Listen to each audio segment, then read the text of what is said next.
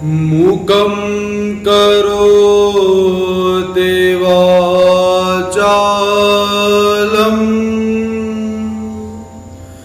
पंगुं लंघयते गिरिं यत्कृपातमहं वन्दे परमानन्दमाधवम्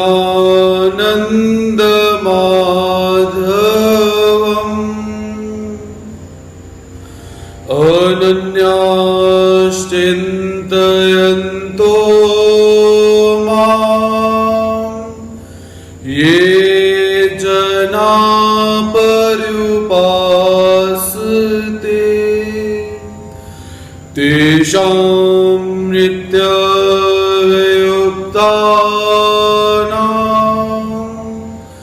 योगक्षेमं वहाम्यहम्।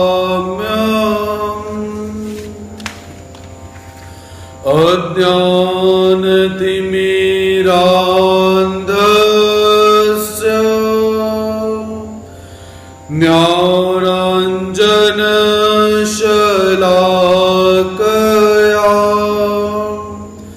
चक्षुरुन्मीलितं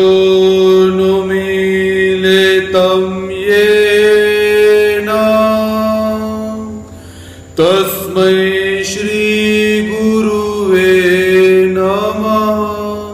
श्री गोपाल कृष्ण महाराज की जय।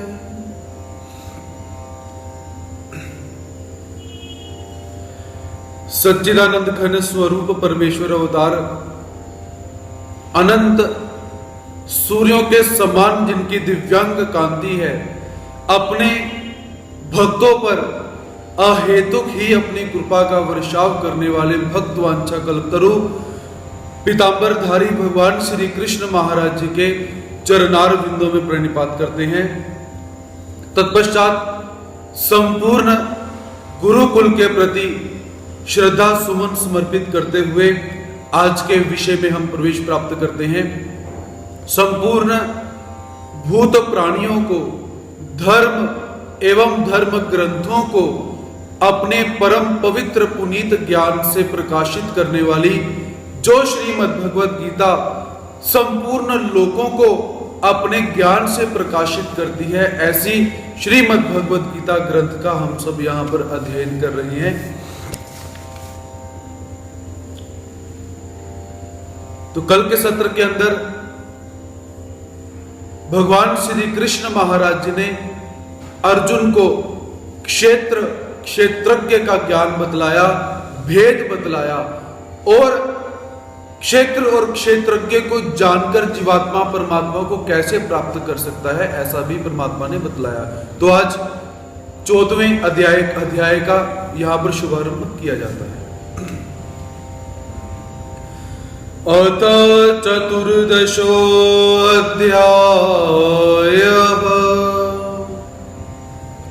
अब 14वें अध्याय का शुभारंभ किया जाता है। अवतरणिका 13वें अध्याय के अंदर भगवान श्री कृष्ण महाराज जी ने जिस क्षेत्र एवं क्षेत्रज्ञ के ज्ञान को अर्जुन को बतलाया, किंतु उस विषय को श्रवण करने के पश्चात अर्जुन का मन जो है, उस मन के अंदर और सारे प्रश्न पैदा हो जाते हैं, उसे और जानने की इच्छा पैदा होती है कि मैं और जानूं। जिसके अंतर्गत परमात्मा ने निवेदन किया था कि प्रकृति और पुरुष ये दो तत्व ऐसे हैं जिनके इर्द गिर्द सारी की सारी वार्तालाप चलती रहती है और ये जीवात्मा बंधा हुआ है। फिर जब क्षेत्र और क्षेत्रज्ञ के विभाग को जान जाता है तो मुक्त हो जाता है, ऐसा भगवान श्री कृष्ण महाराज जी ने कहा। तो जीवात्मा किन तत्वों से बंधा हुआ है और प्रकृति के गुण कौन कौन से हैं, इस विषय को आगे ले जाते हुए भगवान श्री कृष्ण महाराज जी श्रीमद् भगवत गीता के चतुर्दश अर्थात 14वें अध्याय का यहां पर शुभारंभ करते हैं। श्री भगवानुवाच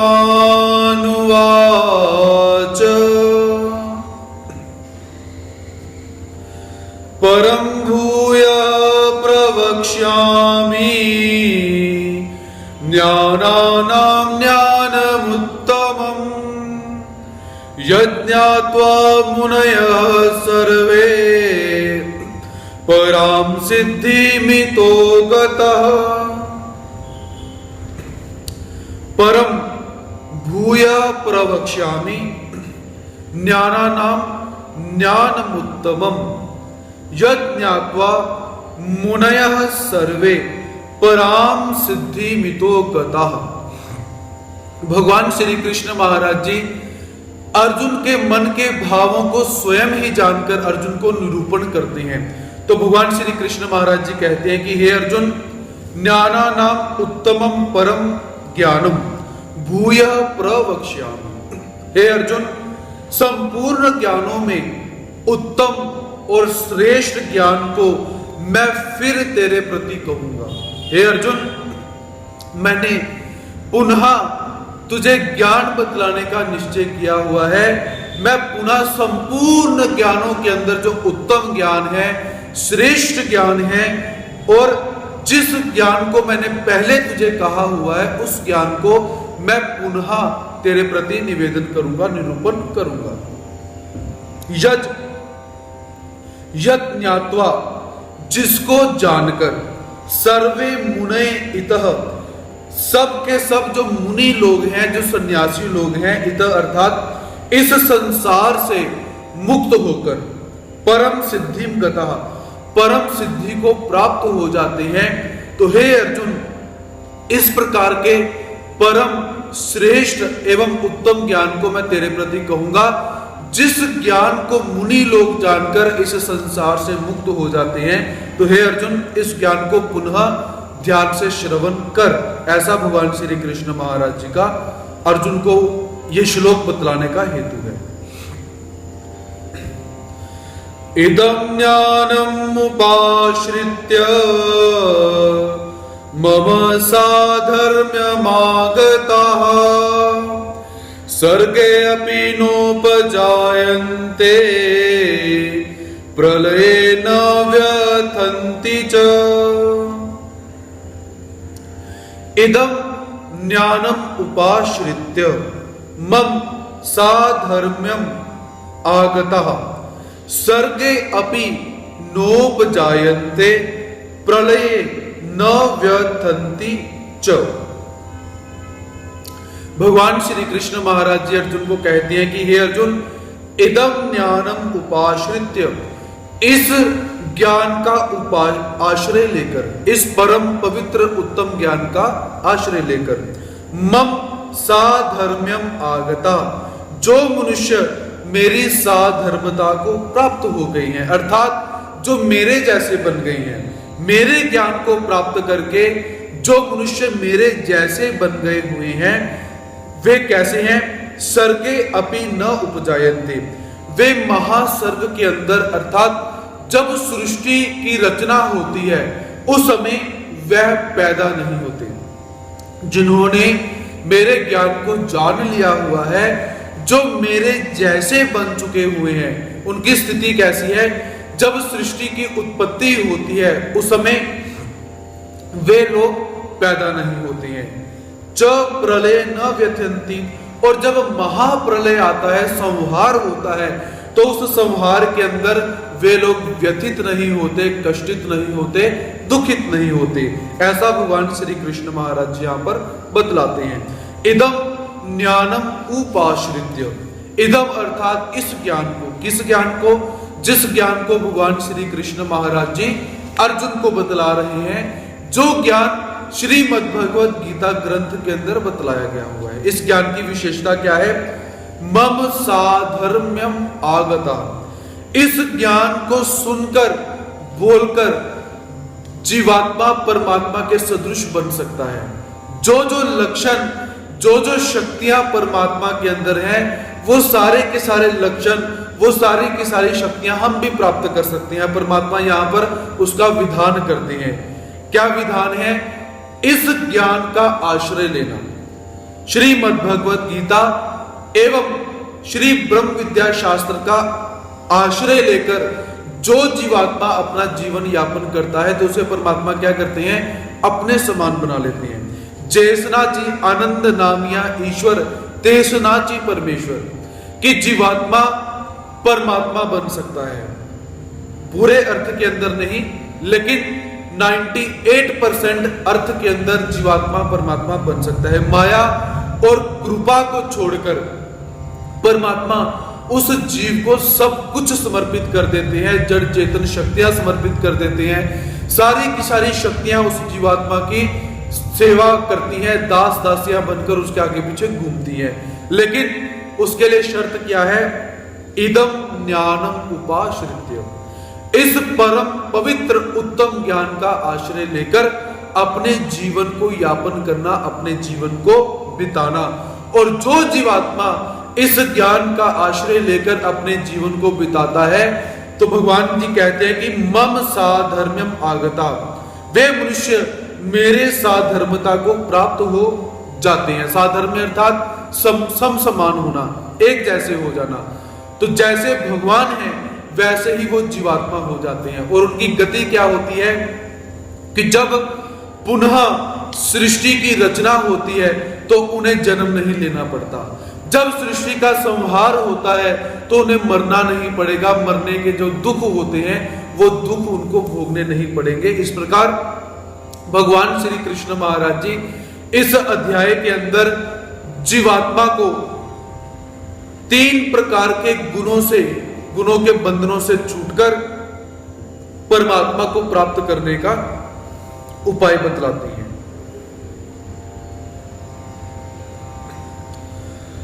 मम योनिर्महद ब्रह्म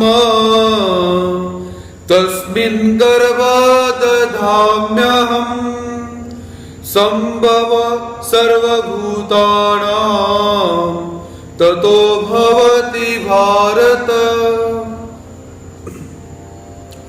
मम योनिर महत् ब्रह्म तस्मिन् गर्भं दधाम्यहम् संभवः सर्वभूतानां ततो भवति भारत। अब भगवान श्री कृष्ण महाराज जी उस ज्ञान का वर्णन करते हैं जिस ज्ञान को आश्रित होकर जीवात्मा परमात्मा बन सकते हैं। तो इस अध्याय के अंदर परमात्मा ने गुणत्रय विभाग योग का वर्णन किया हुआ है। 3 प्रकार के जो गुण होते हैं उनके विभाग को बतलाकर उनसे अलग कैसे होना है, इस विषय में परमात्मा निवेदन करते हैं। तो भगवान श्री कृष्ण महाराज जी अर्जुन को निवेदन करते हैं कि हे अर्जुन, हे भारत, भरत कुल में पैदा हुए अर्जुन, मम महद ब्रह्म, मेरी मूल प्रकृति तो योनि उत्पत्ति स्थान है। यह जो मूल प्रकृति है जिसे हम माया कहते हैं, ये माया कैसी है, उत्पत्ति स्थान कही गई है। जीवात्माओं की उत्पत्ति कैसी है, ये माया करती है। और अहम तस्मिन् गर्भम दधामि, और मैं अर्थात परमात्मा उसमें जीव रूप गर्भ का स्थापन करता हूं। यदि माया इन जीवात्माओं की उत्पत्ति का स्थान है तो उस उत्पत्ति के स्थान में मैं बीज रूप होकर वहां पर जो गर्भ है उसमें उस जीव गर्भ के अंदर बीज को स्थापन करता हूं, ऐसा परमात्मा यहां पर निवेदन करते हैं। ततः सर्वभूतानां संभव भवति, उससे संपूर्ण प्राणियों की उत्पत्ति होती है। अब भगवान श्री कृष्ण महाराज जी कहना क्या चाहते हैं कि हे अर्जुन, जैसे माता के गर्भ के अंदर पिता बीज रूप में वीर्य को स्थापित करता है तो जीवात्मा की उत्पत्ति होती है, वैसे ही ये जो माया है, महद ब्रह्म है, ये जो माया कही गई है, परा प्रकृति कही गई है, मूल प्रकृति, ये योनि के स्थान पर है, क्योंकि जीवात्माओं की उत्पत्ति यहां से होती है। और इस माया के अंदर वीर्य रूप के अंदर, बीज रूप के अंदर वीर्य को मैं स्थापित करता हूं, ऐसा परमात्मा यहां पर निवेदन करते हैं। तो इस तत्व को समझें कैसे, तो परमात्मा ने बीज कैसे डाला। परमात्मा जब अपने स्वरूप के अंदर परमात्मा अपने आनंद में रममाण बैठे हुए थे तो परमात्मा को एक उल्लेख पैदा होता है कि मैं अपना आनंद किसे प्रदान करूं। तो परमात्मा प्रपंच की तरफ देखते हैं, देवताओं की तरफ देखते हैं, जीवात्माओं की तरफ देखते हैं, अपनी तरफ देखते हैं। जब परमात्मा ने अपनी तरफ देखा तो परमात्मा ने देखा मेरे पास तो पहले ही आनंद पड़ा हुआ है। प्रपंच की तरफ देखते हैं तो प्रपंच परमात्मा को जड़ दिखाई दिया, और जड़ वस्तु को ना सुख होता है ना दुख होता है, प्रणव नहीं है। और उसके पश्चात परमात्मा ने देवताओं की तरफ देखा तो देवताओं के पास पहले ही त्रिगुणात्मक आनंद है, पहले ही देवताएं बंधी हुई हैं। उसके पश्चात परमात्मा जीवात्माओं की तरफ देखते हैं और क्या देखते हैं कि जीवात्मा मेरे आनंद के लिए पात्र हैं, किंतु इनके ऊपर अविद्या लगी हुई है। इस अविद्या का नाश करना पड़ेगा, और उस अविद्या का नाश करने के लिए जीवात्माओं को सृष्टि में भेजना पड़ेगा। ऐसा परमात्मा ने जब उल्लेख पैदा हुआ तो परमात्मा अपने उल्लेख को माया को बताते हैं। उल्लेख पैदा होना ये बीज के स्थान पर है, उल्लेख को माया को बताना, ये माया ने फिर उस उल्लेख को जानकर जीवात्माओं को तम स्वरूप से हरि स्वरूप में लाया। हरि स्वरूप से फिर जीवात्मा विश्व में आए, विश्व में आने के बाद आगे की गतिविधि शुरू हो जाती है। इस रूप के अंदर माया कैसी है? योनि के स्थान पर माया ने जीवात्माओं को अपने से बाहर धकेल दिया। जैसे एक बालक का जन्म होता है, वैसे ही माया ने क्या करा, अपने तम स्वरूप से, अपनी योनि से सभी जीवात्माओं को ढकेल कर बाहर डाल दिया। इसलिए परमात्मा निवेदन करती हैं कि हे अर्जुन, मैं कैसा हूं? तस्मिन गर्भम दधाम्यहम्, माया योनि के स्थान पर है और मैं उस योनि के अंदर बीज रूप में वीर्य को स्थापित करने वाला हूं, ऐसा जानो। और जब ऐसी प्रक्रिया हो जाती है तो उसके पश्चात क्या है? संपूर्ण भूत प्राणियों की उत्पत्ति होती है, ऐसा तुम जानो। सर्वयोनिषु कौन्तेय मूर्तयः संभवन्ति या तासां ब्रह्म महद्योनि रहं बीज प्रदपिता। सर्वयोनिषु कौन्तेय मूर्तयः संभवन्ति यः तासां ब्रह्म महद योनि अहम बीज प्रदः पिता।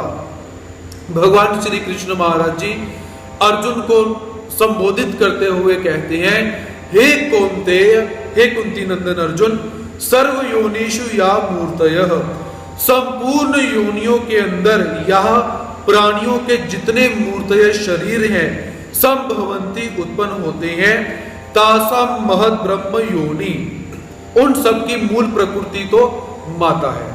अर्थात माता के स्थान पर परमात्मा मूल प्रकृति अर्थात माया को रखते हैं। उसके पश्चात अहम बीज प्रदः पिता, मैं बीज स्थापन करने वाला पिता हूं। परमात्मा यहां पर केवल हम सब जीवात्माओं को समझाने के लिए उदाहरण दे रहे हैं। तो वास्तव के अंदर परमात्मा को वो सारा का सारा क्रियाकलाप करना पड़ता होगा, सारी की सारी वो विधि करनी पड़ती होगी, प्रक्रिया करनी पड़ती होगी, ऐसा नहीं।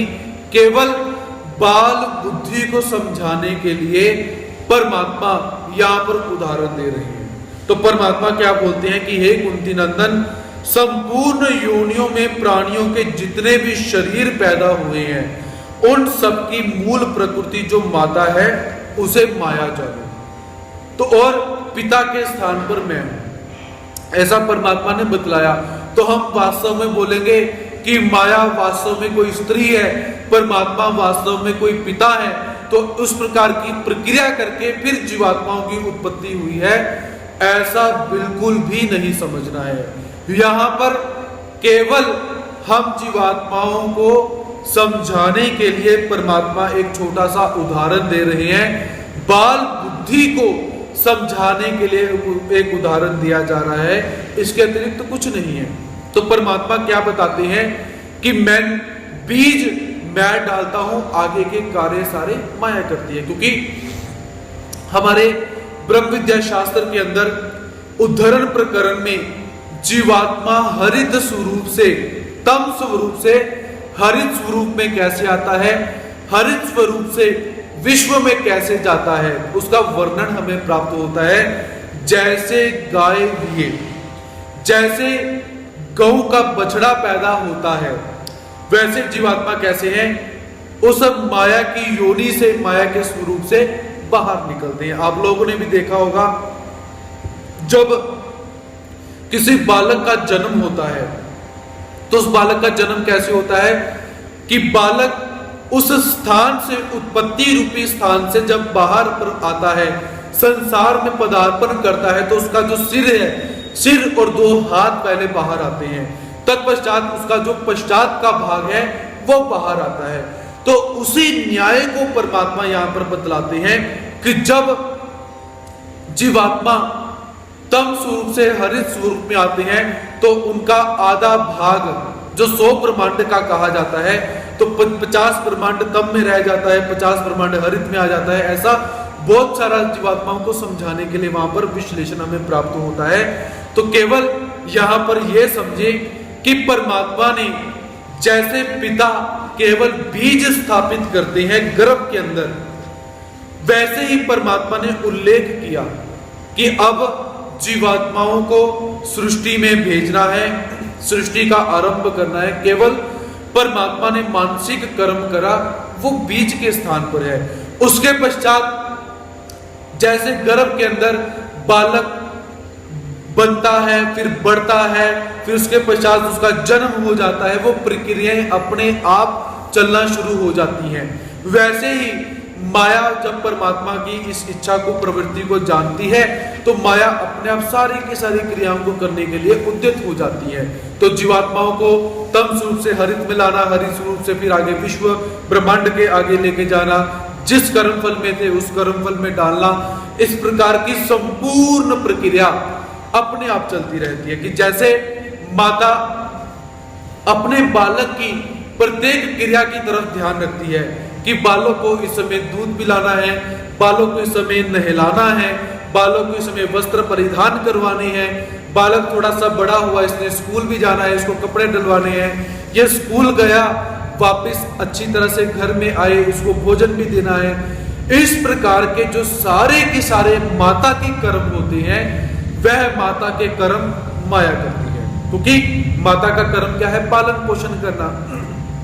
तो माया भी जीवात्मा का एक तरह से पालन पोषण ही करती है। इस अर्थ में परमात्मा यहां पर निवेदन करते हैं कि वो जो माया कैसी है, जीवात्माओं को पैदा करने वाली योनि के स्थान पर है, और मैं उस योनि के अंदर बीज रूप में वीर्य को स्थापित करता हूं, तब जाकर इस जीवात्मा की उत्पत्ति होती है। ऐसे भगवान जी यहां पर एक उदाहरण को देकर, सर्व सामान्य उदाहरण को देकर जीवात्माओं को समझाने का प्रयास करते हैं।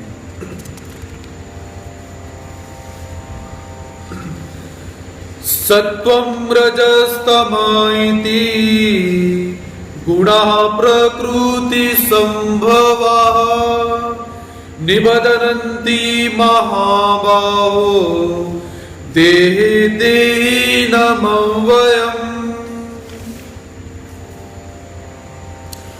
सत्व रजस्तम इति गुणः प्रकृति संभवः निबध्नन्ति महाबाहो देहे देहिनमव्ययम्। भगवान श्री कृष्ण महाराज जी अर्जुन से निवेदन करते हैं, हे महाबाहु, हे अर्जुन, प्रकृति संभवः, प्रकृति से उत्पन्न होने वाले, सत्वम सतोगुण, रजः रजोगुण, तमः तमोगुण, इति गुणः अव्ययम् देहिनम देहे निबध्नन्ति। ये तीनों गुण अविनाशी जीवात्मा को देह में बांध देते हैं। जब जीवात्मा शरीरधारी होकर इस सृष्टि में प्रवेश करता है, ब्रह्मांड में प्रवेश करता है, तो क्या हो जाता है हे अर्जुन, प्रकृति से उत्पन्न होने वाले, प्रकृति अर्थात जड़ प्रकृति, तो जड़ प्रकृति के अंदर पंच महत्भूत ले सकते हैं, मन बुद्धि ले सकते हैं, रजोगुण सतोगुण तमोगुण भी लिए जा सकते हैं। तो जीवात्माएं जब इस ब्रह्मांड में आ जाती हैं तो उसके बाद क्या होता है कि प्रकृति के अंदर जो 3 गुण पाए जाते हैं, वो 3 गुण कौन से हैं? सतोगुण, रजोगुण और तमोगुण। तो इन 3 गुणों के अविनाशी जो जीवात्मा है देह में बांध देते हैं। जब जीवात्मा इस देह में आया तो देह में आने के बाद प्रकृति के अंदर जो 3 गुण हैं वो गुण जीवात्मा के कारण जीवात्मा के ऊपर हावी होते हैं और जीवात्मा को इस शरीर के अंदर बांध देते हैं और जीवात्मा चलना शुरू हो जाता है। ऐसे यहां पर हम देख सकते हैं। तो भगवान जी क्या कहते हैं कि सत्वम रजस तम इति गुणा प्रकृति संभवा। ये जो 3 गुण हैं, ये 3 गुण कैसे हैं? प्रकृति से उत्पन्न होने वाले 3 गुण हैं, ऐसे जानने चाहिए। क्योंकि प्रकृति कैसी है? त्रिगुणात्मक। जितनी भी वस्तुएं हमें यहां पर दिखाई देती हैं, यहां तक कि हमारा ये जो शरीर भी है ये भी कैसा है? त्रिगुणात्मक। और जितनी भी जड़ प्रकृति है, चेतन प्रकृति है, ये सारी की सारी प्रकृति त्रिगुणात्मक है, 3 गुणों से भरी हुई है। तो परमात्मा यहां पर यही बतलाते हैं कि इस प्रकृति से उत्पन्न होते हैं ये 3 गुण। निबधनन्ति महाबाहो देहे देहिनम अव्ययम। तो ये 3 गुण क्या करते हैं? इस आत्मा को, इस देही को इस शरीर के अंदर बांध देते हैं। बांध देते हैं कैसे? कि जैसे किसी को कोई घर प्राप्त हुआ, वो घर में गया, वो कहता कि देखो मेरा घर कितना आलीशान है, मेरा बंगला कितना आलीशान है, मैं तो आज से यहीं पर ही रहूंगा। वो उस घर के अंदर जाकर बंद गया क्योंकि गुण पैदा हो गए, सतोगुण रजोगुण पैदा हो गए। वैसे ही जीवात्मा को जब इस शरीर में डाला जाता है तो जीवात्मा यही विचार करता है इन 3 गुणों के कारण ये तो मुझे घर मिल गया, मैं तो यहीं पर रहूंगा। ये जो भाव पैदा होते हैं ये गुणों के कारण पैदा होते हैं। और दूसरा, ये जो गुण हैं जीवात्मा के ऊपर सहसा अपने आप हावी नहीं होते हैं जब तक जीवात्मा स्वयं इन गुणों की तरफ नहीं जाता। जब गुणों के कार्य, पदार्थ, धन, परिवार, शरीर, स्वभाव, वृत्तियां, परिस्थितियां, इनको जीवात्मा अपना मान लेता है, जीवात्मा स्वयं कहता है कि ये शरीर तो मेरा है, तब गुण उसके ऊपर हावी होना शुरू हो जाते हैं। ये परिवार मेरा है, ये परिस्थिति ऐसी ऐसी है, ये परिस्थिति ऐसी वैसी होनी चाहिए थी, उसका स्वभाव ऐसा है, मेरा स्वभाव ऐसा होना चाहिए, मैं तो सतोगुणी हूं। जब ऐसी ऐसी वृत्तियां पैदा होती हैं तो तीनों गुण उस जीवात्मा के ऊपर काम करना शुरू कर देते हैं और वह जीवात्मा उन गुणों के अंदर बंध जाता है। ऐसा भगवान श्री कृष्ण महाराज जी यहां पर बतलाते हैं। तत्र सत्वं निर्मलत्वात् प्रकाशकम् अनामयम् सुख संगेन बध्नाति ज्ञान संगेन चानघ।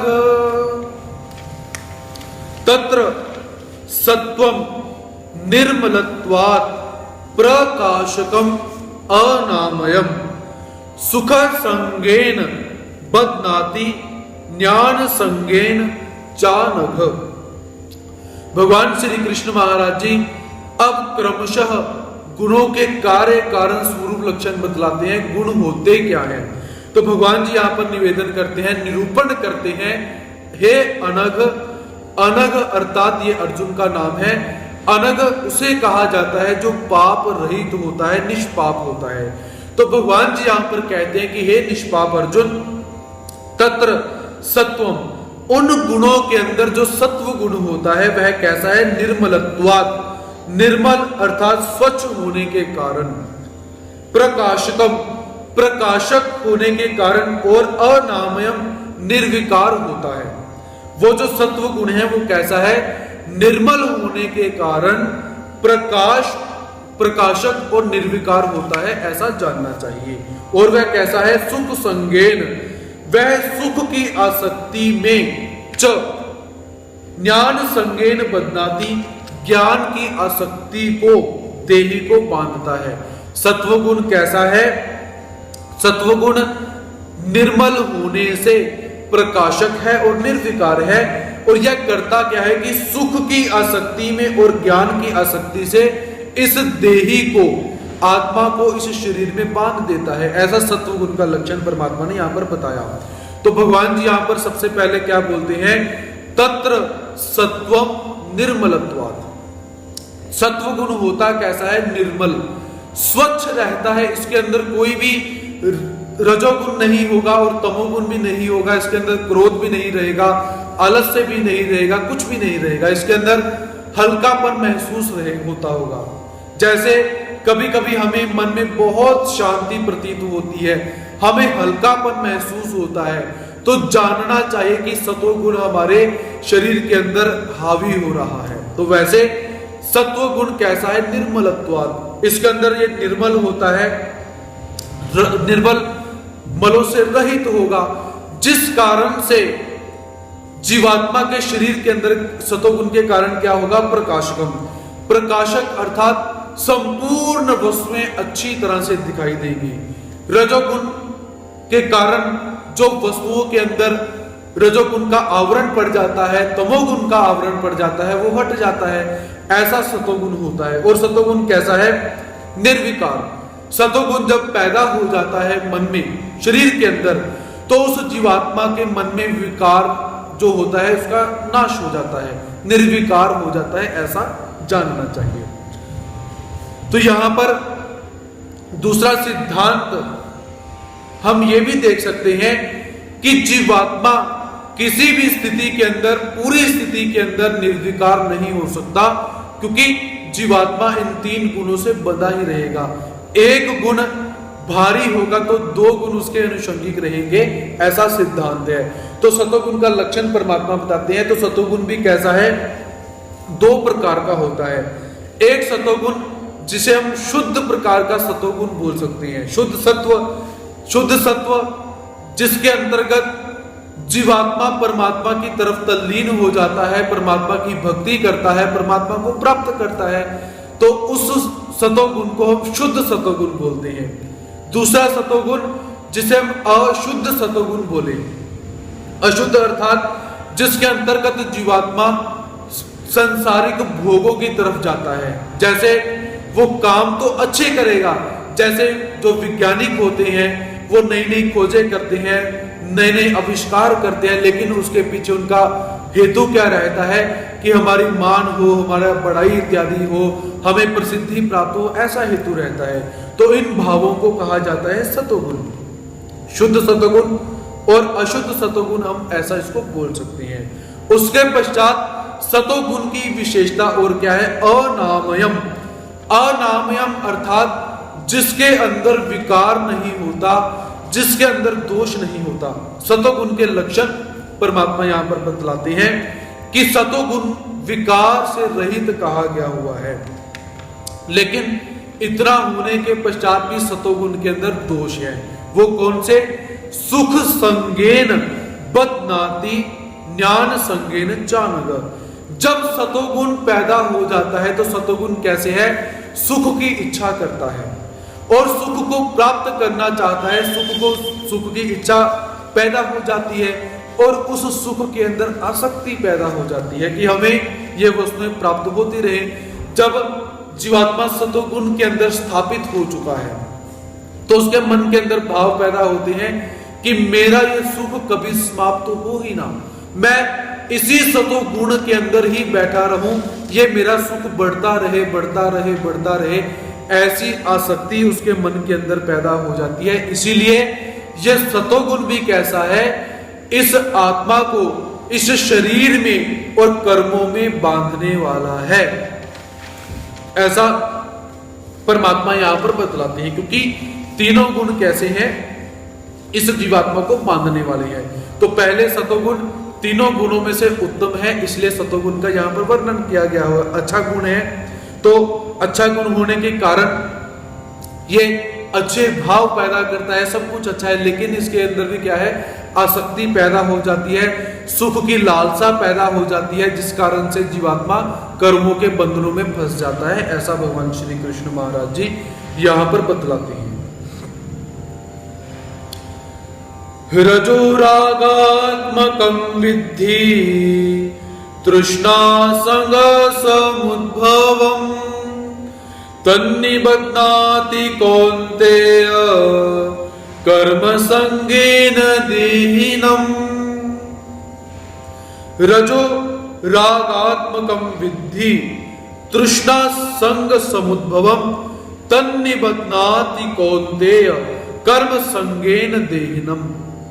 अब रजोगुण का लक्षण क्या होता है, इस विषय में भगवान श्री कृष्ण महाराज जी अर्जुन को कहते हैं कि हे कौन्तेय, हे कुंती नंदन अर्जुन, रजोगुण कैसा होता है? तृष्णा संग समुद्भवम, तृष्णा और आसक्ति को पैदा करने वाला रजोगुण रागात्मकम विद्धि, राग स्वरूप समझो। जिस गुण के अंदर तृष्णा पैदा होती हो, आसक्ति पैदा होती हो, राग अनुराग पैदा होता हो, उस गुण को रजोगुण समझना चाहिए। तथा कर्म संगेन देहिनम निबध्नाति, वह कर्मों की आसक्ति से देही अर्थात जीवात्मा को बांध देता है। रजोगुण क्या करता है कि जीवात्मा को कर्म करने की प्रेरणा देता है, आसक्ति से अभिभूत होकर कर्म करने की प्रेरणा देता है, जिस कारण जीवात्मा कर्मों में बंध जाता है। तो परमात्मा यहां पर निवेदन करते हैं कि यह रजोगुण कैसा है? राग स्वरूप।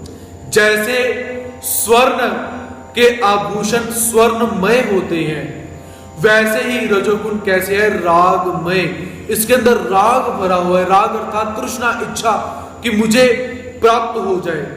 जितनी सांसारिक वस्तुएं हैं, उन वस्तुओं को प्राप्त करने की जो इच्छा होती है उसे राग कहा गया हुआ है। और वो राग पैदा क्यों होता है? रजोगुण के कारण। जब भी आपके मन में भाव पैदा हुए कि ये वस्तु मुझे मिलनी चाहिए, मिलनी चाहिए, ये वस्तु मुझे मिलनी चाहिए, मैं ऐसा करूं, मैं वैसा करूं, तो समझिए रजोगुण आपके शरीर में भाव बहुत उद्दीप्त हो चुका है, बढ़ चुका हुआ है। ये रजोगुण का यहाँ पर लक्षण परमात्मा बतलाते हैं। और रजोगुण कैसा है? तृष्णा आसक्ति को पैदा करने वाला। जब रजोगुण शरीर के अंदर हावी होगा तो तृष्णा हमारे शरीर में बढ़ती रहेगी। तृष्णा अर्थात कि प्राप्त वस्तु जो है वो हमें प्राप्त हो चुकी है, लेकिन हमें समाधान नहीं है, और हमें प्राप्त हो जाए, और प्राप्त हो जाए, और प्राप्त हो जाए, इस भाव को तृष्णा कहा गया हुआ है।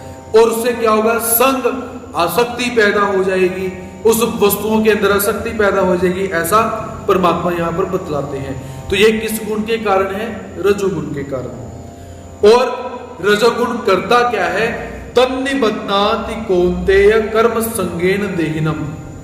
तो ये जो रजोगुण होता है, ये रजोगुण जब प्रवेश करता है तो जीवात्मा के मन में कर्म करने की इच्छा पैदा होती है। कर्म कैसे? कि मैं आज ये काम करूंगा, इतने पैसे कमाऊंगा और ये वस्तु मैं खरीदूंगा। आज मैं इतना इतना धन कमाने का इच्छुक हूं, इतना इतना धन कमाकर मैं इतने सांसारिक भोग पदार्थों को खरीदूंगा। ऐसा विचार विवेक करके जो जीवात्मा है वो धन कमाने के लिए उद्यत होता है। और जब ऐसे भाव से धन कमाता है, सांसारिक पदार्थों को प्राप्त करता है, उनका भोग लेता है, तो वो जीवात्मा कर्मों के बंधनों में फंस जाता है। इस प्रकार ये जो रजोगुण है, ये भी जीवात्मा को आसक्ति में बांधता है, तृष्णा पैदा करता है और जीवात्माओं को कर्मों के बंधन में डालने वाला है। इस प्रकार इस रजोगुण के लक्षणों को जानना चाहिए। और इन गुणों से अलिप्त होने का उपाय क्या है? इसका उपाय करने का सिर्फ यही विचार करना चाहिए कि ये जो हमारे मन में इच्छाएं पैदा होती हैं, वो इच्छाएं कैसी हैं? दुख देने वाली। रजोगुण पैदा हुआ, उस व्यक्ति ने बहुत पैसा भी कमाया, सांसारिक पदार्थ भी लिए, लेकिन हुआ क्या कि सांसारिक पदार्थों का भोग लिया। भोग लेने के पश्चात जब वो पदार्थ समाप्त हो गए, पदार्थों का वियोग हो गया, पदार्थ नष्ट हो गए, तो इस जीवात्मा को दुख शुरू हो जाएगा। यदि पदार्थ समाप्त नहीं हुए तो कहीं ये पदार्थ नष्ट ना हो जाए, इसका भय मन में रहता है, इसलिए ये दुख मन में रहेगा। इसी कारण मन में विचार करना चाहिए कि रजोगुण के आश्रय में आकर हमने कर्म नहीं करने, क्योंकि सृष्टि कैसी है, उत्पत्ति वाली। यदि रजोगुण के अभिभूत होकर काम किया तो हमारी भी उत्पत्ति हो गई, फिर दुख प्राप्त होगा, वस्तु प्राप्त हुई तो थोड़ा सा सुख प्राप्त होगा, फिर दुख प्राप्त हो जाएगा। जब प्रलय होगा तब हम भी मर जाएंगे, हमारी वस्तुओं का भी नाश हो जाएगा। इस विचार विवेक से रजोगुण के अभिभूत होकर, आश्रित होकर कर्म नहीं करने चाहिए, ऐसे भगवान श्री कृष्ण महाराज जी यहां पर बतलाते हैं।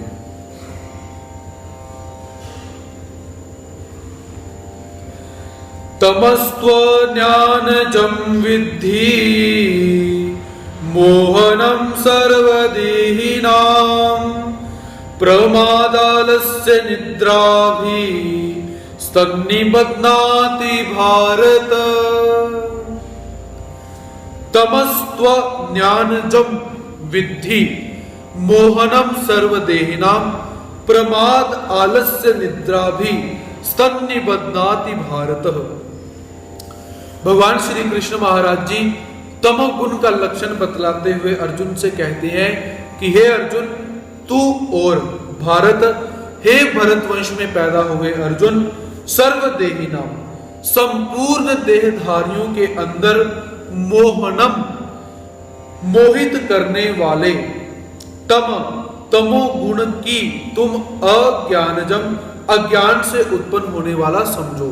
ये जो तमोगुण है ये कैसा है, अज्ञान से उत्पन्न होने वाला है, ऐसा तुम समझो। तत् वह प्रमाद आलस्य निद्रा भी, प्रमाद आलस्य और निद्रा के द्वारा निबध्नन्ति, इस आत्मा को शरीर के अंदर बांधकर रखता है। ये तमोगुण कैसा है, अज्ञान के कारण तमोगुण पैदा होता है। और जब तमोगुण पैदा हो जाए तो क्या है, प्रमाद पैदा होता है, आलस्य पैदा होता है, नींद आती रहती है। इस प्रकार के तमोगुण के लक्षण परमात्मा यहां पर बतलाते हैं। तमस्त्व ज्ञानजम विद्धि मोहनम सर्वदेहिनम, कि जो तमोगुण है ये संपूर्ण भूत प्राणियों को मोहित करने वाला है। मोहित करने वाला कैसा, कि जब तमोगुण हावी हो जाता है तो जीवात्मा भ्रमित हो जाता है, मोहित हो जाता है, बुद्धि भ्रमित हो जाती है, क्या करना चाहिए क्या नहीं करना चाहिए इसका भान नहीं रहता। और यह तमोगुण कैसा है, अज्ञान से, नासमझी से, बेसमझी से, मूर्खपना से, अविवेक से ये पैदा होता है। जब जीवात्मा बेसमझ हो जाएगा, अविवेकी हो जाएगा, अज्ञानी हो जाएगा, तो उसके ऊपर तमोगुण हावी हो जाएगा, ऐसा परमात्मा यहां पर निवेदन करते हैं। और जब जीवात्मा के ऊपर तमोगुण हावी होता है तो जीवात्मा कैसा वर्तन करता है, प्रमाद, उसके अंदर प्रमाद पैदा हो जाता है। प्रमाद अर्थात कि किसी भी गलत काम को करना, सामान्य अर्थ के अंदर। तो प्रमाद को भी हम दो तरह से बोल सकते हैं। पहले कि करने लायक काम को न करना, इसे भी प्रमाद कहा जाता है। जो कार्य करना चाहिए उस कार्य को नहीं किया जाता, उसे प्रमाद कहा जाता है। और न करने लायक काम को करना, इसे भी प्रमाद कहा जाता है। जो कार्य नहीं करना चाहिए उसको करना भी प्रमाद कहा जाता है। इस प्रकार हम देख सकते हैं, जैसे व्यर्थ का खर्च करना, या बीड़ी सिगरेट इत्यादि पीना, शराब पीना, गांजा पीना इत्यादि, नाटक सिनेमा देखना, ये कार्य कैसे हैं, नहीं करने चाहिए। लेकिन प्रमाद के वशीभूत होकर, तमोगुण के वशीभूत होकर जीवात्मा ये कार्य करता है। इसमें जीवात्मा का कोई हित नहीं है, किसी प्राणी मात्र का हित नहीं है, लेकिन फिर भी वो तमोगुण के कारण इन कार्यों को करता है। उसके पश्चात ये जैसे ताश खेलना, फालतू में खेल कूद करना, जुआ खेलना, ये भी कार्य प्रमाद के अंदर ही आते हैं। और इसके विपरीत जो कार्य करना चाहिए उसको न करना, यह भी तमोगुण के कारण ही होता है। क्योंकि तमोगुण के कारण क्या है, आलस्य पैदा हो जाता है। तो जीवात्मा मन में क्या विचार करता है कि चलो बाद में करेंगे, अभी आराम से बैठे रहते हैं, ऐसा मन में विचार आता है। तो प्रमाद पैदा हुआ, प्रमाद के पैदा होने से आलस्य पैदा हो जाएगा। आलस्य भी कैसा है, हमें दो प्रकार का प्राप्त होता है कि जैसे आलस्य पैदा हुआ, सोते रहो, सोए हैं सोते रहो, बैठे हैं बैठे रहो, खा रहे हैं खाते रहो। कभी कभी हमने देखा कि ऐसा भाव होता है कि हम बैठे हुए हैं, कोई सामने से देखा कि पानी की टंकी भर चुकी है, पानी बाहर जा रहा है, हम लेकिन बैठे, जाने दो कोई और करेगा। ये आलस्य का लक्षण यहाँ पर बताया हुआ है। और आवश्यक काम को न करना, फिर कर लेंगे बाद में कर लेंगे, ऐसे जो भाव होते हैं ये भी आलस्य के अंतर्गत ही आते हैं। और दूसरा कि आलस्य कैसे है कि पड़े हुए हैं बिल्कुल निश्चेत। पहला व्यक्ति देखता तो है कि काम पड़ा हुआ है, विचार करेगा, लेकिन दूसरा व्यक्ति कैसा है, विचार भी नहीं करता, जो हो रहा है होने दो, हम नहीं उठेंगे। ऐसे आलस्य जो हमारे शरीर के अंदर आता है, ये कैसा है, तमोगुण का लक्षण है। तमोगुण के कारण हमारे शरीर में आलस्य आता है। और आलस्य आने के पश्चात क्या है, निद्रा। आलस्य आएगा तो निद्रा भी आएगी। तो निद्रा भी कैसी है, दो प्रकार की होती है। आवश्यक निद्रा, जो हमारे शरीर को जितनी नींद चाहिए हम उतनी शरीर को नींद दे रहे हैं, वो नींद देना अच्छी बात है। और ऐसी नींद जब हम लेते हैं जितनी हमारे शरीर को आवश्यकता है, तो उसमें क्या है, जब हम उठते हैं तो हमारा शरीर पूरा फ्रेश होता है, हल्कापन महसूस होता है। लेकिन जब तमोगुण के कारण हम नींद लेते हैं दूसरे प्रकार की, तो उसमें क्या है कि हम पड़े हुए हैं, नींद हमें आ नहीं रही लेकिन पड़े हुए हैं। और पड़े पड़े क्या है, कभी इधर होते हैं कभी इधर होते हैं। और जब उठेंगे उठने का मन नहीं करेगा, शरीर भारी होता रहेगा। ऐसे लक्षण जब उत्पन्न हो जाए तो समझो कि तमोगुण हमारे ऊपर हावी हो चुका हुआ है, ऐसा जानना चाहिए। तो तमोगुण के लक्षण परमात्मा यहां पर बतलाते हैं। सतोगुण कैसा होता है, हल्का, बिल्कुल सुख और शांति देने वाला होता है। और कैसा है, शांति देने वाला। और शांति देने से क्या है, लेकिन उसके अंदर क्या है, जीवात्माओं को सुख के अंदर बांध देता है, आसक्ति के अंदर बांध देता है, इसलिए सतोगुण भी अच्छा नहीं है। रजोगुण कैसा है, प्रत्येक वस्तु के अंदर राग को पैदा करने वाला है, राग से उत्पन्न होने वाला है, और तृष्णा को पैदा करने वाला है, आसक्ति को पैदा करने वाला है, और अविवेकता को पैदा करने वाला है, ऐसा। और जीवात्माओं को कर्म करने की तरफ प्रेरित करने वाला है, और कर्मों के अंदर बांधने वाला है। और तमोगुण कैसा है, आलस्य पैदा करने वाला, प्रमाद पैदा करने वाला, निद्रा पैदा करने वाला, और जीवात्मा को कर्मों के बंधन में डालने वाला है। ऐसा ये तमोगुण का लक्षण यहाँ पर परमात्मा बतलाते हैं। और इसी तरह परमात्मा ने तीनों गुणों के लक्षण यहाँ पर बतला दिए हुए हैं। अब जो जीवात्मा इन तीनों गुणों के वशीभूत हुए कर्म करता है, वह परमात्मा को कभी प्राप्त नहीं कर सकता।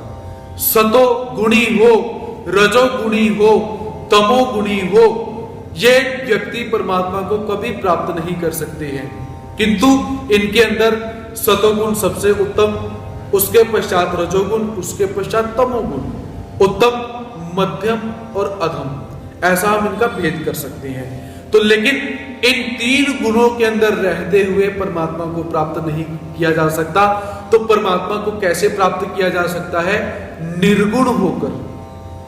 निर्गुण अर्थात तीनों गुणों से रहित होकर परमात्मा को प्राप्त किया जा सकता है, ऐसा परमात्मा यहां पर बतलाते हैं। तो निर्गुण कैसा होता है कि जिसके अंदर हल्कापन तो महसूस होगा लेकिन आसक्ति नहीं होगी, उसके अंदर यह सुख निरंतर चलता रहे, ऐसे भाव पैदा नहीं होंगे।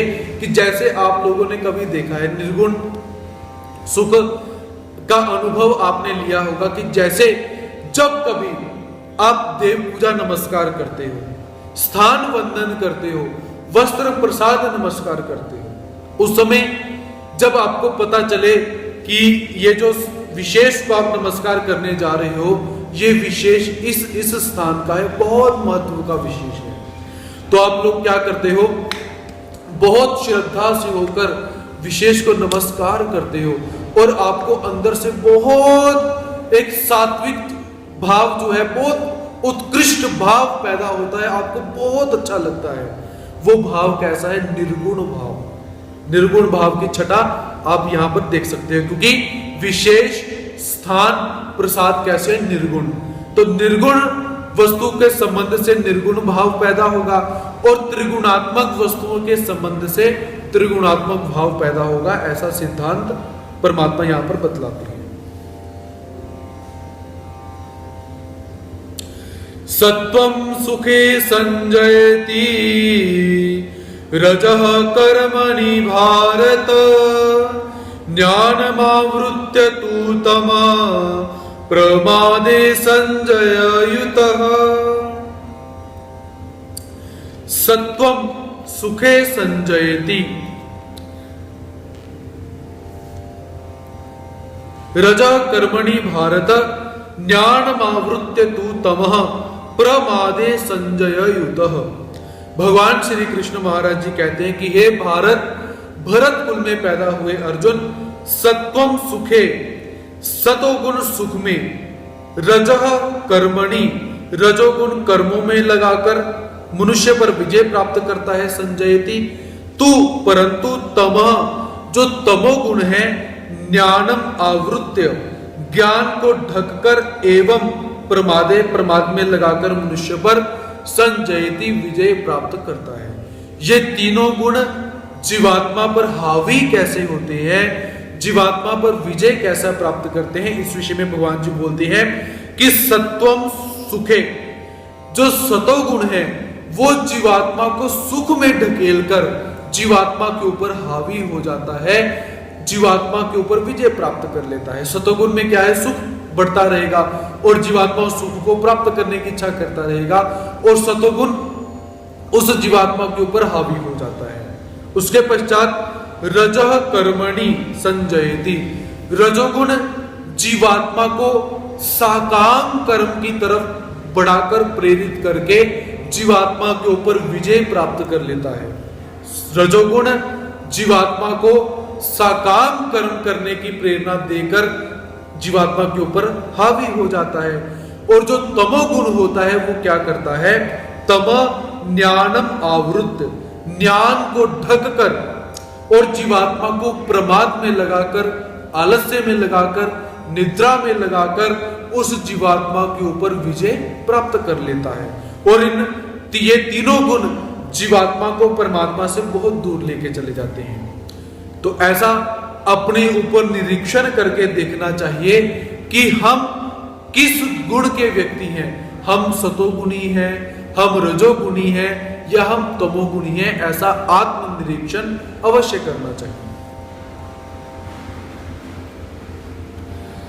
रजस्तमश्चाभिभूय सत्वं भवति भारत, रजः सत्वं तमश्चैव तमः सत्वं रजस्तथा।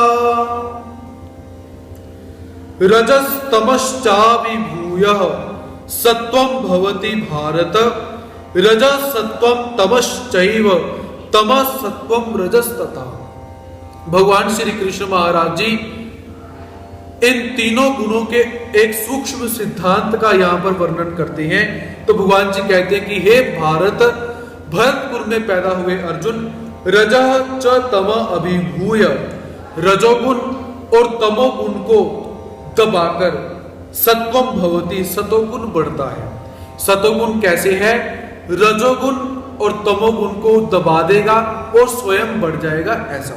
उसके पश्चात तम रज तथा एव, तमोगुण को दबाकर सतोगुण और तमोगुण को दबाकर रजोगुण बढ़ जाता है। वैसे ही सत्वम रजः तम, सतोगुण और रजोगुण को दबाकर तमोगुण बढ़ जाता है, ऐसा जानना चाहिए।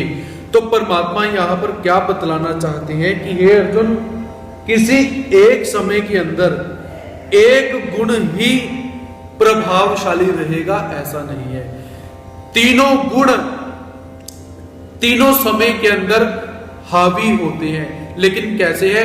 मान लीजिए जब सतोगुण हावी होगा तो सतोगुण क्या करता है, रजोगुण और तमोगुण को दबा देगा और स्वयं हावी हो जाएगा सतोगुण। और जब रजोगुण हावी होगा तो रजोगुण क्या करता है, तमोगुण और सतोगुण को दबा देगा।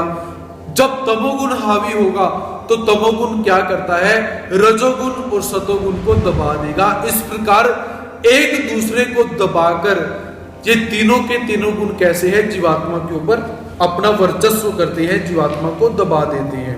तो यहां पर हम ये भी देख सकते हैं कि जो जीवात्मा सतोगुणी है उसके अंदर रजोगुण भी होगा, तमोगुण भी होगा। जो जीवात्मा रजोगुणी है उसके अंदर सतोगुण भी होगा, तमोगुण भी होगा। जो जीवात्मा तमोगुणी है उसके अंदर सतोगुण भी होगा, रजोगुण भी होगा। अब इनकी मात्रा कितनी रहती है वो उस जीवात्मा के स्वभाव के अनुसार, कि कोई जीवात्मा कैसा है 24 घंटे सतोगुण में स्थित रहता है, लेकिन कभी कभी क्या है वो राजसी भी हो जाता है, तामसी भी हो जाता है। लेकिन कोई जीवात्मा कैसा है 24 घंटे में 20 घंटे राजसी रहता है और कुछ समय सतोगुण में चला जाता है, कुछ समय तामसी हो जाता है। और कुछ ऐसे व्यक्ति भी हैं जो 24 घंटे के अंदर 20 घंटे तामसी होते हैं, चिड़चिड़ करते रहेंगे, और कुछ समय में जब दिखाई देंगे राजसी दिखाई देंगे और कुछ समय में सतोगुणी दिखाई देंगे। ऐसे ये जो गुण कैसे हैं, परिस्थिति समय को देखकर जीवात्मा के शरीर में बढ़ते रहते हैं, कम होते रहते हैं, ऐसे हम जान सकते हैं। किंतु अन्नदान करते समय जैसी क्रिया हमने करी है उस क्रिया के अनुसार हमें प्रकृति अर्थात स्वभाव प्राप्त हुआ है कि कुछ व्यक्ति बहुत समय सात्विक वृत्ति में रहते हैं, कुछ व्यक्ति बहुत समय राजसी प्रवृत्ति में रहते हैं, कुछ व्यक्ति बहुत समय तामसी प्रवृत्ति के अंदर रहते हैं। ये कैसे है, ये जीवात्माओं का स्वभाव है। और ये स्वभाव कैसे है, हमें अन्नदान करते समय जैसी क्रिया घटित हुई है वैसे ही हमें प्राप्त होते हैं, ऐसा जानना चाहिए। सर्वद्वारेषु देहेस्मिन् प्रकाश उपजायते ज्ञानं यदा तदा विद्यात् विवृद्धं सत्त्वमित्युत। सर्वद्वारेषु देहेस्मिन् प्रकाश उपजायते ज्ञानं यदा तदा विद्यादि वृंदम सत्वम इत्युत। भगवान श्री कृष्ण महाराज जी कहते हैं कि हे अर्जुन, यदा अस्मिन् देहे, जब इस मनुष्य देह में, सर्वद्वारेषु, सब द्वारों, इंद्रिय और अंतःकरण में, प्रकाश, प्रकाश अर्थात स्वच्छता, उत और ज्ञानम विवेक, उपजायते प्रकट हो जाते हैं, तदा तब इति विद्याम, यह जानना चाहिए कि सत्वम विवृद्धम, सत्व गुण बढ़ा हुआ है। सत्व गुण हमारे अंदर बढ़ा हुआ है, उसे कैसे जाने, इस विषय में परमात्मा बतलाते हैं कि हे अर्जुन, जब इस शरीर के अंदर सब द्वारों में, इंद्रियों के द्वारा, मन के द्वारा, बुद्धि के द्वारा, चित्त के द्वारा, अहंकार के द्वारा हमारे शरीर में प्रकाश पैदा हो, हमारा भाव स्वच्छ हो जाए, हमें अंदर से अच्छी अच्छी स्फुरना पैदा हो, अच्छी बातें हमारे मन से निकले, ज्ञान की बातें हमारे मन से निकले, हम व्यक्ति को ज्ञान बतलाएं, ऐसे भाव जब प्रकट हो रहे हो तो ऐसा जानना चाहिए कि हमारे शरीर में सतोगुण बढ़ा हुआ है। ये परमात्मा सतोगुण को कैसे जाने अपने शरीर के अंदर, इस विषय में परमात्मा बतलाते हैं। लोभ प्रवृत्तिरारंभ कर्मणां शमः स्पृहा रजस्यतानि जायन्ते विवृद्धे भरतर्षभ। लोभः प्रवृत्तिरारंभः कर्मणां शमः स्पृहा रजस्यतानि जायन्ते विवृद्धे भरतर्षभ। अब भगवान श्री कृष्ण महाराज जी बतलाते हैं कि हमारे शरीर के अंदर रजोगुण बढ़ा हुआ है, उसे कैसे जानना चाहिए। भरतर्षभ, हे भरत वंश में श्रेष्ठ अर्जुन, रजसी विवृद्धे, रजोगुण के बढ़ जाने पर लोभ, प्रवृत्ति, कर्मों का आरंभ, अशांति, स्पृहा, ये वृत्तियां पैदा हो जाती हैं। जब शरीर के अंदर लोभ, प्रवृत्ति, कर्मों का आरंभ, अशांति और स्पृहा पैदा हो जाए तो जानिए कि हमारे शरीर में रजोगुण पैदा होना शुरू हो चुका हुआ है, ऐसा जानना चाहिए। तो लोभ किसे कहा जाता है कि हमारे जीवन के अंदर, जीवन को चलाने के लिए हमारे पास यथेष्ट संसाधन है, हमारे पास बहुत वस्तुएं हैं, हमारा जीवन अच्छी तरह से चल रहा है, किंतु फिर भी हमें और वस्तुएं चाहिए। इस भाव को लोभ कहा जाता है। सीमा से अधिक वस्तु को प्राप्त करने के भाव को लोभ कहा गया हुआ है। प्रवृत्ति, कार्य मात्र में लग जाने का नाम प्रवृत्ति है, कि जो भी कार्य दिखाई दिया उसमें लग गए। क्योंकि लगे क्यों? क्योंकि कार्य समाप्ति होने पर हमें फल प्राप्त होगा। साकाम कर्म, जो भी कर्म देखा साकाम उसमें लग गए, उसे प्रवृत्ति कहा गया हुआ है। कर्म नाम आरंभ, कर्म नाम आरंभ अर्थात किसी भी नए नए कर्म को देखा और उसे शुरू कर देना कि ये भी काम कर लो, ये करने से पैसा मिल जाएगा, ये काम कर लो, ये काम करने से मान बढ़ाई हो जाएगी, ये काम कर लो, ये काम करने से प्रसिद्धि प्राप्त हो जाएगी, ये काम कर लो, ये काम करने से ये मिल जाएगा, ये काम करो इससे ये लोग प्रसन्न हो जाएंगे। ऐसे प्रत्येक काम के अंदर, कार्य के अंदर आरंभ कर देना, शुरू हो जाना। अशम, अंतःकरण में अशांति और हलचल जो रहती है उसे अशम कहा जाता है। अशम, शम अर्थात शांति, अशम अर्थात अशांति। जब मन में अशांति पैदा हो जाए तो जानिए कि हमारे इस शरीर में रजोगुण बढ़ा हुआ है। स्पृहा, स्पृहा नाम किसका है? प्रवाह का। जैसे भूख लगने पर भोजन करना, प्यास लगने पर पानी को पीना, सर्दी लगने पर गर्म गर्म वस्त्रों को धारण करना, गर्मी लगने पर एसी इत्यादि को चलाना, ये क्या है? हम अपनी परवाह करते हैं, बहुत सारी परवाह करते हैं। तो इस परवाह को क्या कहा जाता है? स्पृहा अर्थात इच्छा। इस शरीर को सुख पहुंचाने के लिए जितने भी कार्य किए जाते हैं, काम कार्य किए जाते हैं, उसे स्पृहा कहा जाता है। तो रजस्य तानि जायन्ते विवृद्धे भरतर्षभ, जब ऐसे भाव पैदा हो जाए, प्रवृत्ति पैदा हो जाए, लोभ पैदा हो जाए, विभिन्न प्रकार के कार्यों को करने की प्रवृत्ति पैदा हो जाए, मन में अशांति पैदा हो जाए, स्पृहा पैदा हो जाए, तो जानिए हमारे शरीर के अंदर रजोगुण बढ़ना शुरू हो चुका हुआ है, ऐसा जान सकते हैं। अप्रकाशो अप्रवृत्तिश्च प्रमादो मोह एव च तमस्य तानि जायन्ते विवृद्धे कुरु नन्दन। अप्रकाशो अप्रवृत्तिश्च प्रमादो मोह एव च तमस्य तानि जायन्ते विवृद्धे कुरु नन्दन। तमोगुण बढ़ा हुआ है, कैसे जाने? इस विषय में भगवान श्री कृष्ण महाराज जी कहते हैं कि हे कुरुनंदन, हे कुरुनंदन अर्जुन, तमसी विवृद्धे, तमोगुण के बढ़ जाने पर क्या हो जाता है? अप्रकाश, अप्रकाश पैदा हो जाता है।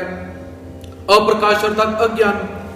अप्रवृत्ति, अप्रवृत्ति पैदा हो जाती है, प्रमाद पैदा हो जाता है, जो मोह पैदा हो जाता है।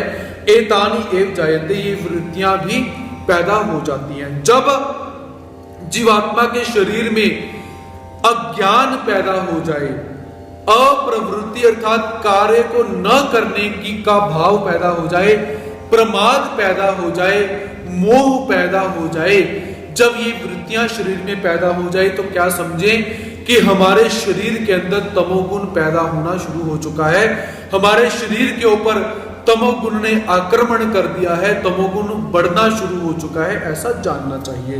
अप्रकाश, सत्व गुण को प्रकाश कहा गया हुआ है, ज्ञान को प्रकाश कहा गया हुआ है। जब सत्व गुण बढ़ता है तो ज्ञान बढ़ जाता है।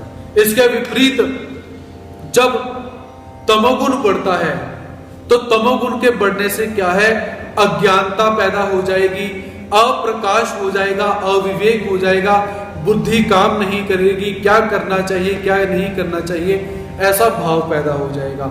जब ऐसा भाव पैदा होगा तो जानिए तमोगुण बढ़ चुका हुआ है। अप्रवृत्ति, अप्रवृत्ति अर्थात काम की प्रवृत्ति को दबाकर जो भाव पैदा होता है उसे अप्रवृत्ति, प्रवृत्ति अर्थात काम को करना, किसी भी क्रिया को करना। जैसे जो रजोगुणी है वो प्रत्येक क्रिया को करता है, लेकिन तमोगुणी कैसा है, किसी क्रिया को नहीं करेगा। इसलिए यहां पर शब्द क्या है, अप्रवृत्ति। जैसे निरर्थक बैठे रहना, इसे भी हम यही बोल सकते हैं, फालतू में बैठे हुए हैं, फालतू में लेट गए हैं, फालतू में हाथ पैर चला रहे हैं, फालतू में कुछ मोबाइल चलाई जा रही है, फालतू में जो भी करी जा रहे हैं, ये फालतू का जो काम है उस काम को क्या है, अप्रवृत्ति। कुछ अर्थ नहीं उस कार्य के अंदर, पहले तो कार्य करना ही नहीं है, अप्रवृत्ति, निश्चय बैठे हुए हैं। फिर जब कुछ करें उस कार्य के अंदर अर्थ ही नहीं है तो उसे कहा जाता है अप्रवृत्ति। मोह, तमोगुण के बढ़ जाने पर जो एक भाव पैदा हो जाता है कि भीतर से निरर्थक कि ये वस्तु प्राप्त होनी चाहिए, ये मेरी वस्तु है, इसे कोई दूसरा हाथ नहीं लगाएगा, जो हाथ लगाएगा उसके साथ झगड़ा हो जाएगा, इसे कहा जाता है मोह। तो ये मोह की प्रवृत्ति भी कब पैदा होती है, जब तमोगुण बढ़ जाता है। उसके पश्चात जो प्रमाद पैदा हो जाए, प्रमाद अर्थात न करने योग्य कार्य को करना, न करने योग्य कार्य अर्थात जितने भी फालतू के काम हैं उन कामों को करना। जैसे आप लोगों ने देखा है कि छोटा बच्चा क्या करता है, लेटा हुआ है, बिना कारण से अपने हाथों को और पांवों को चलाई जा रहा है, और जब उसके हाथ पांव को रोक दो वो रोना शुरू कर देता है, ऐसा, इसे कहा जाता है प्रमाद। और वो तो छोटा बच्चा है, उसे समझ नहीं, लेकिन जो बड़े हैं वो क्या करेंगे, वो भी फालतू में हाथ पैर मारेंगे। कैसे कि जैसे कभी किसी कुर्सी पर बैठे हुए हैं तो फालतू में ही टांग हिलाई जा रही है, फालतू में ही मोबाइल पकड़ा है, अंगूठे चल रही है, व्हाट्सएप अभी खोला, 2 मिनट बाद फिर खोला, 4 मिनट बाद फिर खोला, 6 मिनट बाद फिर खोला। अर्थात एक बार देखा अच्छी बात है, लेकिन बार बार व्यर्थ अपने हाथों को, इंद्रियों को उस काम में लगाना, इसे कहा जाता है न करने लायक काम को करना, इसे प्रमाद कहा जाता है। और करने लायक कार्य को न करना, उसे भी प्रमाद कहा जाता है। कि जैसे अध्ययन करना चाहिए लेकिन आलस्य के अभिभूत होकर, आलसी बनकर हम बैठे हुए हैं, हम नहीं हिलते जी, जो मर्जी करो, हम तो यहां से नहीं हिलेंगे, क्योंकि इतना भारी लगता है। किसी को बोल दिया जाए, किसी बच्चे को किसी बड़े बुजुर्ग ने कहा बेटा 1 गिलास पानी ला दो, हम क्या बोलते हैं उस समय, क्या फीलिंग क्या होती है कि पहले तो झट से बोलेंगे कि खुद ले लो जाकर, और फिर उस समय फीलिंग क्या है कि जैसे पहाड़ तोड़कर लाने वाला काम बोल दिया गया हो, अंदर से इतना भारीपन महसूस होगा कि हम यार उठें, रसोई में जाएं, गिलास उठाएं, फिर जो नल है उसको ऑन करें, फिर पानी भरें, फिर आकर पानी दे। कितना बड़ा काम बता दिया हुआ है। ये जो तमोगुणी व्यक्ति होते हैं उन्हें ऐसा लगता है कि पहाड़ तोड़ने जैसा कार्य मुझे बता दिया गया हुआ है। ये अक्सर ये फीलिंग हमारे अंदर भी है। जब छोटा सा कार्य करने के लिए बोला जाए, ऐसा भाव लगता है कि जैसे पहाड़ तोड़ने जैसा काम बोल दिया गया हो। जब ऐसी प्रवृत्ति पैदा होती है तो जानिए हम तमोगुणी हो चुके हैं, ऐसा हम जान सकते हैं। और ऐसी स्थिति के अंदर क्या है, हम पानी नहीं लेकर आएंगे तो जो बड़े बुजुर्ग हैं वो हमें थोड़ा सा डांटेंगे कि ये आज के बच्चे देखो कैसे हैं, छोटा सा काम नहीं करते। जब बड़े बुजुर्गों ने डांटा तो हमारे मन में क्या है, क्रोध पैदा हो गया, और क्रोध के अंदर क्या है, हम क्रूर भाव को पैदा हो गए, बुद्धि ढक गई कि बड़े बुजुर्गों को बोलना क्या है, क्या नहीं बोलना है, शिष्टाचार हम भूल गए, उनको खरी खोटी सुनाई और हाथ में कुछ पकड़ा हुआ है उसको फेंक दिया नीचे, रिमोट इत्यादि। तो घर में हम देखते ही हैं, तो जो भी वस्तु देखी है हाथ में पकड़ी है वो पटकी और आगे चले गए।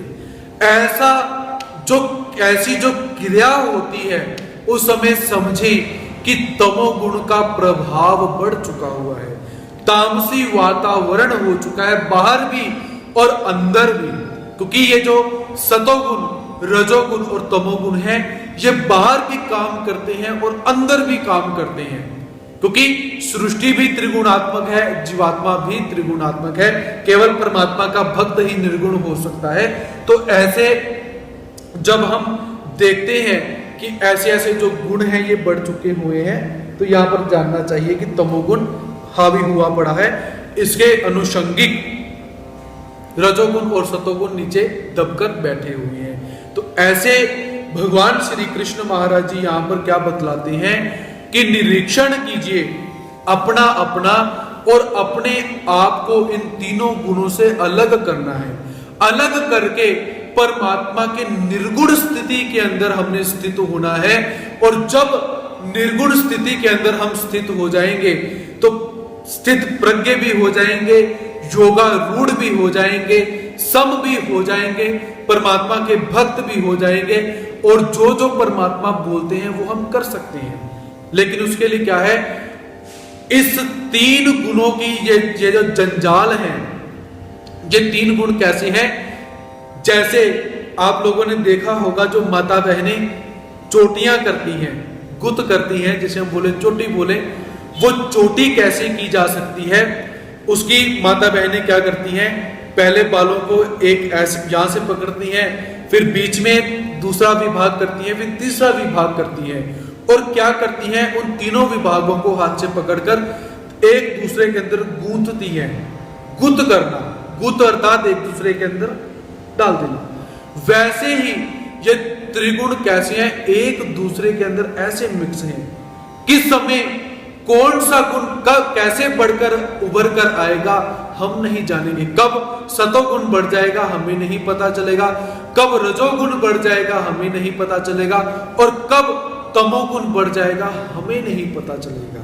और ये विषय कैसा है, ये वही विषय चल रहा है जिस प्रश्न को लेकर सनकादिक ब्रह्मा के पास गए थे। सनकादिक, सनक, सनंदन, सनातन, सनत कुमार, ब्रह्मा के 4 पुत्र जो मानस पुत्र हैं, जिनकी आयु 5 वर्ष की है, जो ब्रह्म ऋषि कहे जाते हैं, ये अपने पिता ब्रह्मा के पास गए और जाकर उनसे निवेदन किया कि हे तात, हे पिताश्री, हम आपसे एक प्रश्न पूछना चाहते हैं। तो उस समय ब्रह्मा ने कहा पूछिए। तो सनकादिक क्या कहते हैं कि हे गुण चित्ताची वेणी उकले कवनी परी। ये गुण चित्ताची वेणी अर्थात ये रजोगुण, सतोगुण और तमोगुण आपस में ऐसे गूंथे हुए हैं, हे पिताजी आप हमें ऐसा उपाय बतलाइए जिनसे जीवात्मा इन तीनों गुणों से मुक्त हो सके। ऐसा प्रश्न सनकादिकों ने ब्रह्मदेव से करा था। लेकिन वहां पर अड़चन क्या आई, ब्रह्मदेव है त्रिगुणात्मक। ब्रह्मदेव कैसे हैं, रजोगुण, राजसी देवता के अंदर ब्रह्मदेव आते हैं।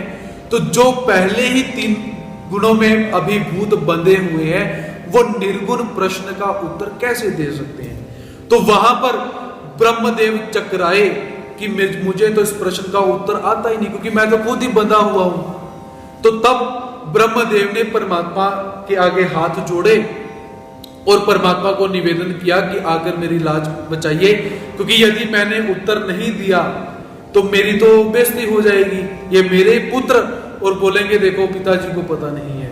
तो ऐसे जब उन्होंने भगवान जी से निवेदन किया तो परमात्मा ने जो ब्रह्मदेव का वाहन है हंस, उसके अंदर अवतार धारण करके सनकादिकों को ज्ञान दिया कि इन 3 गुणों से मुक्त कैसे होना है। जो ज्ञान परमात्मा ने सतयुग में दिया था, वही ज्ञान भगवान श्री कृष्ण महाराज जी अर्जुन को उस युद्ध क्षेत्र के अंदर द्वापर युग में प्रदान कर रही हैं। और उसी सतयुग और द्वापर युग के ज्ञान को आज हम लोग यहाँ पर श्रवण कर रहे हैं। ऐसा ये प्राचीन ज्ञान है, पुरातन ज्ञान है, जिसका हम यहाँ पर श्रवण कर रहे हैं। यदा सत्वे प्रवृद्धे तु प्रलयं यान्ति देवृत तदोत्तम विदाम लोकान मलान प्रतिपद्यते। यदा सत्वे प्रवृद्धे तु प्रलयं यान्ति देहभृतम तदोत्तमाम विदाम लोकान मलान प्रतिपद्यते। भगवान श्री कृष्ण महाराज जी कहते हैं कि हे अर्जुन, यदा सत्वे प्रवृद्धे, जिस समय सत्व गुण बढ़ जाता है, बड़ा हुआ हो, तदा उस समय तू देहभृतम प्रलयम, उस समय यदि देहधारी मनुष्य प्रलयम याति, मर जाता है, तो वह उत्तम विदाम, उत्तम वेताओं को, निर्मल लोगों को जाता है, प्राप्त हो जाता है। तो भगवान जी निवेदन करते हैं कि हे अर्जुन, जिस समय सत्व गुण बढ़ा हुआ हो, उस समय यदि जीवात्मा की मृत्यु हो जाए और उसने वैसे ही सात्विक कर्म किए हो, तो उसे वैसे ही सात्विक लोकों की प्राप्ति हो जाती है, सात्विक देवताओं की प्राप्ति हो जाती है। ऐसा जानना चाहिए। ऐसा भगवान श्री कृष्ण महाराज जी सत्व गुण का फल क्या होता है यह बतलाते हैं। तो परमात्मा ने सत्व गुण धारण करने से मुझे प्राप्त हो जाओगे ऐसा निवेदन नहीं किया, क्योंकि परमात्मा सात्विक नहीं है, ईश्वर सात्विक नहीं है। ईश्वर कैसे है? निर्गुण, जो तीनों गुणों से अतीत है। निर्गुण, गुणातीत, जो तीनों गुणों से अतीत है, ऐसे परमात्मा है। तो ऐसे परमात्मा यहाँ पर तीनों गुणों का जो साध्य और साधन है, 3 गुण होते कैसे हैं, इस विषय में परमात्मा हम सबसे यहाँ पर निवेदन करते हैं। तो आज का समय हमारा यहीं पर समाप्त होता है। कल पुनः गुणत्रय विभाग योग को लेकर आप सबके समक्ष उपस्थित होने का प्रयास रहेगा। तब तक के लिए सभी भक्तों के प्रति प्रणति सादर करता हूं, स्वीकार करेंगे। जय श्री कृष्ण, दंडवत प्रणाम।